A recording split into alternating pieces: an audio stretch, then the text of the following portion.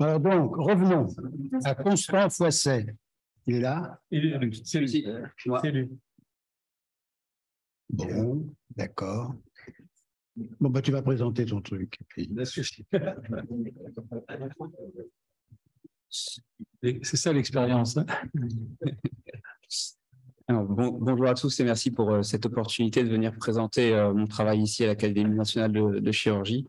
On va parler chirurgie du genou et plus précisément des prothèses unicompartimentales médiales du genou dans les patients qui présentent une grande déformation en varus. Et on va se poser la question, pourquoi faut-il s'intéresser à la restitution de la hauteur de l'interligne articulaire chez ces patients? C'est un travail que j'ai effectué à l'hôpital de la Croix-Rousse à Lyon. C'est un sujet assez complexe, donc j'ai préféré commencer par des rappels. Donc dans le genou, il y a 3 compartiments qui peuvent s'user: le compartiment fémoro-patellaire, le compartiment fémoro-tibial médial, le compartiment fémoro-tibial latéral. Pour chacun de ces compartiments existe une prothèse unicompartimentale. On a la prothèse fémoro-patellaire, la PUC interne, la PUC externe, et si 2 ou 3 de ces compartiments sont usés, on a la prothèse totale de genou. Aujourd'hui, on va s'intéresser du coup au PUC interne. Pour résumer l'objectif de ce travail, on connaît tous la grande déformation en varus de l'iculuc. Le but, ce sera de savoir si cette grande déformation va contre-indiquer ou non la mise en place d'une prothèse unicompartimentale. Pourquoi nous, chirurgiens du genou, aimons mettre des prothèses unicompartimentales? C'est une chirurgie conservatrice, que ce soit au niveau ligamentaire, on va conserver le ligament croisé antérieur, le ligament croisé postérieur, on va conserver de l'os au niveau de la trochlée, au niveau de l'autre compartiment, ce qui permet une meilleure fonction pour le patient, une récupération plus rapide, une moindre morbidité avec moins de saignement et moins de complications post-opératoires, comparé à la prothèse totale de genou. Il y a des échecs, bien sûr, à cette prothèse unicompartimentale. Le principal risque d'échec, c'est la faillite de l'implant tibial, un décèlement de cet implant tibial qui représente 2/3 des causes de révision, comme on peut le voir ici sur la radiographie avec le liseré sous l'implant. À cause de ces risques d'échec, ont été mis en place des contre-indications classiques, historiques, que sont l'absence du ligament croisé antérieur, les varus importants, l'obésité et l'activité élevée, notamment chez les patients jeunes. Le problème de ces contre-indications, c'est que si on les applique une à une à la règle, elles sont très restrictives et on opérerait peu de patients. Nous, aujourd'hui, on va se concentrer sur cette contre-indication qui est le varus important. Qu'est-ce que le varus important selon la littérature?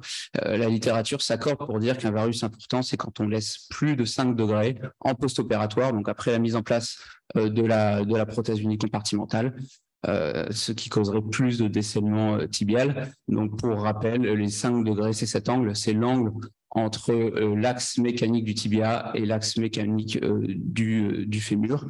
Pourquoi ces patients se décèleraient plus? Eh bien parce que les forces passerait quasiment intégralement par le compartiment médial, donc par la prothèse. On pourrait se dire, si avec 5 degrés de varus, plus de 5 degrés de varus, il y a plus de décèlement, on va tous les mettre droit à 180 degrés, 0 degré de varus, et au moins il n'y aura plus de décèlement. Le problème, c'est que quand on fait une prothèse unicompartimentale, on corrige uniquement la déformation intra-articulaire et les études montrent qu'en moyenne, on peut corriger 5 degrés. Donc, comme chez ce patient qui a un varus préopératoire de 169 degrés, on va le corriger de 5 degrés, donc vers 174 degrés. Pourquoi on ne peut pas aller plus loin? Tout simplement parce qu'il y a le ligament collatéral interne qui se tend et nous, on va mettre en place notre prothèse unicompartimentale. Donc, si on met ces deux données face à face, 5 degrés post-opératoire est un facteur de risque d'échec. On peut corriger que de 5 degrés, ce qui fait qu'on ne peut pas opérer les patients qui auraient plus de 10 degrés en préopératoire avant de se faire opérer. Donc, ce qui est encore une fois très restrictif. On diminue le nombre de patients éligibles. Donc, on pourrait se dire, on contre-indique tous ces patients. Nous, ce qu'on a voulu faire, c'est de regarder si chez ces patients avec une grosse déformation, est-ce qu'on ne pourrait pas optimiser certains paramètres afin de pouvoir leur proposer cette chirurgie à la fois d'une façon sécurisée et donc à la fois aussi pour nous augmenter le nombre de patients éligibles, d'augmenter nos indications. C'était une étude rétrospective, monocentrique, sur uniquement des PUC internes de 2011 à 2019, que ce soit des PUC posés sous robotique ou conventionnels, avec un suivi minimum de 2 ans. Ça nous faisait 366 patients et le suivi moyen était de 5 ans avec un suivi maximum de 11 ans. On a analysé ces facteurs de risque potentiels. Donc, les premiers facteurs de risque potentiels, c'était les facteurs de risque liés aux patients, classiques, l'âge, sexe, IMC, niveau d'activité. Et ensuite, les facteurs de risque potentiels liés à la chirurgie. On va revenir sur ces facteurs un par un. Premier facteur, est-ce que les patients ont été opérés de façon conventionnelle, donc c'est-à-dire avec des guides de coupe classiques qu'on pose de façon manuellement, puis la scie va venir dans les interstices, ou est-ce qu'ils ont été opérés via le robot, dans lequel on rentre toutes les données selon laquelle on voudrait positionner la prothèse unicompartimentale, et une fraise ou une scie motorisée viennent réaliser nos coupes. Ensuite, on a comparé les patients chez qui on laissé du varus versus les patients qu'on a laissé tout droit. On a comparé si on avait mis l'implant tibial légèrement en varus, selon un nom qu'on appelle l'angle de quartier, ou si on avait remis l'implant tibial orthogonal par rapport à l'axe mécanique du tibia. Et on a regardé, ça c'est important à comprendre pour la suite, on a regardé la restitution de la hauteur de l'interligne. Donc, est-ce qu'en post-opératoire, le patient avait une bonne restitution de l'interligne articulaire, avec, on voit le carter fémoral qui est un ras de l'ancienne interligne articulaire, ou est-ce qu'il y avait un abaissement de cette interligne articulaire? C'est quelque chose d'assez fréquent avec quand on fait une surcoupe tibiale en péropératoire, et le carter fémoral qui vient, on voit, dépasser par rapport, se distaliser par rapport à l'interligne articulaire. Et enfin, le dernier facteur de risque potentiel, on a regardé la pente tibiale, donc c'est la façon dont est penché dans le plan sagittal le tibia pour voir si c'était des facteurs de risque de décèlement. Voici nos résultats obtenus. On avait 7,5% au dernier recul de révision. Sans surprise, le décèlement tibial était la première étiologie de révision avec 5,2% de nos patients. Donc, ça correspond à 2/3 des causes de révision. La survie. À 5 ans, on avait 92% de survie. À 10 ans, on avait 88,4% de survie, ce qui correspond aux données qu'on a ailleurs dans la littérature. Et si on regarde bien ce graphique, on se rend compte que la grande majorité de nos révisions se situe dans les 3 premières années, ce qui est souvent synonyme soit d'une erreur en termes d'indication, on a posé la prothèse au mauvais patient, entre guillemets, soit une erreur en termes de chirurgie, de mauvaise technique chirurgicale. Voici l'analyse du coup des facteurs de risque potentiels. Il y en a 2 qui sont venus significatifs dans l'analyse multivariée.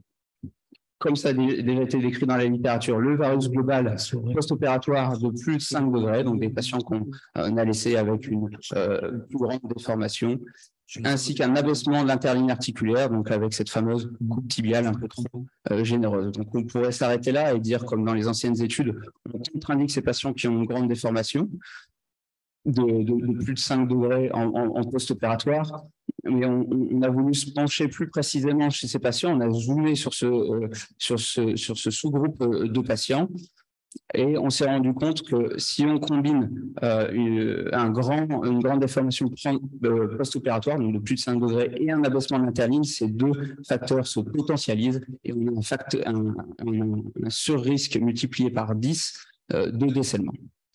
Donc, on a modélisé ça sur un graphique. Sur ce graphique, il y a uniquement les patients qui ont un grand varus de plus de 5 degrés en post-opératoire. Et on a regardé ce qui se passait en fonction de si, oui ou non, on avait bien restauré l'interligne articulaire. Et on se rend compte qu'à gauche, si l'interligne articulaire est bien restaurée, on a seulement 1,8% de risque de décèlement versus tout à droite, quand l'interligne articulaire est abaissée, on a un risque de 22,5% de décèlement du plateau tibial. Donc à cette question, est-ce contre-indiqué de garder un varus résiduel de plus de 5 degrés? Pour nous, la réponse est non, si la hauteur de l'interligne est restaurée. Donc j'ai voulu illustrer avec 2 cas de figure ce qu'on avait trouvé. Premier patient, un patient à qui on a laissé un varus de 7 degrés en post-opératoire, mais son interligne articulaire avait été abaissée de 2 mm. Il a venu nous voir 2 ans plus tard avec un effondrement de son plateau tibial. On a dû le reprendre pour lui mettre en place une prothèse totale de genou de révision. patient quasiment identique, un varus résiduel de 7 degrés. On lui a restauré correctement son interligne articulaire. Il vient nous revoir à 10 ans. La prothèse n'a pas bougé. Donc, le rationnel, pourquoi ces patients qui ont ces deux facteurs de risque combinés ont un très grand risque de décèlement, je vous ai déjà expliqué que quand on garde du varus, les forces passent quasiment intégralement sur la prothèse. Et quand on baisse l'interligne, en fait, c'est souvent dû à une surcoupe au niveau du tibia, et on sait que plus on descend, et moins la qualité osseuse est bonne. En clinique, qu'est-ce que ça nous apporte? Donc, depuis ce travail, on planifie de façon optimale la coupe au niveau du tibia en essayant de faire une résection minimale, que ce soit de façon conventionnelle avec nos guides de coupe classiques, mais surtout on utilise de plus en plus la robotique. La robotique, c'est bien, mais autant faut-il donner à l'ordinateur les bonnes données pour pouvoir placer la prothèse correctement. Donc actuellement, on planifie une coupe minimale au niveau du tibia. On se permet donc d'augmenter nos indications et on espère une amélioration de la survie de ces patients. Je vous remercie et on est ravis d'apprendre à Lucky Luke qui pourra avoir une prothèse micro-compartimentale. Merci beaucoup. C'est un exposé très clair qui, si j'ai bien compris, permet à chacun d'apprécier la qualité du travail qu'il offre à son côté. En choisissant les bons axes et la bonne solidité du tibia. Exactement, c'est des données supplémentaires pour donner aux chirurgiens des objectifs très précis. Y a-t-il des questions? Oui, monsieur le vice-président. Oui, bravo pour ce travail. J'ai une question, je ne suis pas orthopédiste, hein, donc je vais sûrement dire des bêtises. Mais je suis surpris que vous raisonniez sur un facteur, et par exemple, le facteur mode de vie, âge du patient et mode de vie, ou le facteur structure osseuse. Est-ce que ça ne rentre pas en ligne de compte? Est-ce qu'une analyse multifactorielle, précisément, n'aurait pas été utile? Voire d'autres facteurs auxquels je n'ai pas pensé. On a donc dans les facteurs de risque que j'ai présentés, il y avait ceux liés au patient et ceux liés à la chirurgie. On a mis tout ça dans une analyse multivariée, bien entendu. Et les deux facteurs qui revenaient significatifs, c'était la grande déformation et l'abaissement de l'interligne articulaire. Tous les facteurs liés au patient, l'âge, le niveau d'activité, le poids ne revenaient pas significatifs. L'ostéodensitométrie, on n'en fait pas de façon systématique, donc on n'avait pas l'information, mais je pense qu'effectivement, c'est un très bon raisonnement parce qu'une mauvaise qualité osseuse, la taille d'une prothèse micro-compartimentale, c'est tout petit. Si ça repose sur un mauvais os, effectivement, il y a un surrisque. Alors, on estime que quand on met l'âge dans l'analyse multivariée, ça le prend en compte, mais je suis d'accord avec vous qu'une ostéodensitométrie serait beaucoup plus précise, mais n'est pas effectuée à grande échelle, effectivement. Je voulais vous demander quelle est la fréquence de ce facteur de risque finalement qui est mécanique, qui est un mauvais angle avec un espace interarticulaire modifié. Alors, ça arrive très fréquemment. Est-ce qu'on choisit comment survient, quelle est la fréquence de la survenue de ce type d'erreur morphologique finalement? Alors, ça dépend un peu de l'école dans laquelle on vient. Il y a des écoles qui font plus ou moins attention en fonction de l'enseignement qu'on a reçu. Nous, dans notre article, ça dépendait un petit peu de comment avait été positionnée la prothèse. Est-ce que c'était de façon conventionnelle ou robotique? On s'est rendu compte que de façon conventionnelle, on avait plus d'abaissement de l'interligne articulaire, parce que le robot nous apporte forcément plus de précision. Donc, on avait le robot amélioré de façon significative, et ça, c'est un deuxième travail qu'on a effectué. Le robot amélioré de façon significative nos résultats en termes de précision, et on avait 10% avec la technique conventionnelle versus 2 fois moins, 5% avec la robotique. D'accord. Vraiment, donc c'est un apport intéressant. C'est un apport intéressant on utilise la performance. Et il faut savoir ce qu'on rentre dans le robot. Parce qu'on avait encore des patients qui sortaient des clous avec le robot, c'est-à-dire qu'on a donné au robot le mauvais objectif. Très bien. Éducation du robot, donc deep learning pour le. Exactement. Merci. Merci beaucoup.